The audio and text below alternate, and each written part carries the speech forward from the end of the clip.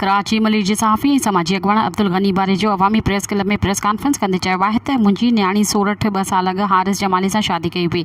शादी जे कुझु महीननि खां पोइ संदसि मुड़ुसु ॾेरनि जुनेद ज़ुहैब राजा ऐं संदसि मथसि तशदुद कयो ॾिनो ऐं खेसि अक्सर कमरे में बंदि करे छॾींदा हुआ। मुंहिंजी न्याणी खे संदसि मुड़ुसु चवंदो हो त पंहिंजे बाबा वारनि खां पैसा वठी अचे, जॾहिं त पैसा न ॾींदा हुआसीं त उन ॾींहुं खेसि सख़्तु तशदुद जो निशानो बणाईंदा हुआ। अब्दुल गनी जो चवणु हो त मुंहिंजी न्याणी जो 6 तोला सोन बि संदसि मुड़ुसु बहाने सां खणी वञी विकिणी छॾियो आहे। मुंहिंजी न्याणी सोरठ रोज़ जी मारकुट ऐं ज़ुल्मनि खां तंग थी असां वटि पहुती। हाणे हुन घर में रहणु ॾाढो ॾुखियो आहे। असां खुलियल कोर्ट सगोरी में दर खड़कायो आहे त मुंहिंजी न्याणी जो मुड़ुसु ऐं साहुरा ॾमजी पिया आहिनि। हुननि केतिरा ई भेरा मुंहिंजी न्याणी खे अगवा करण जी कोशिशि कई ऐं हिकु भेरो मुंहिंजी ॾोहिटे शाहज़ैन जंहिंजी उमिरि 11 साल आहे अगवा करण जी कोशिशि कई त हुनजे रणे ते मुंहिंजी घरवारी पहुची वई त जवाबदारनि खेसि छॾे भॼी विया।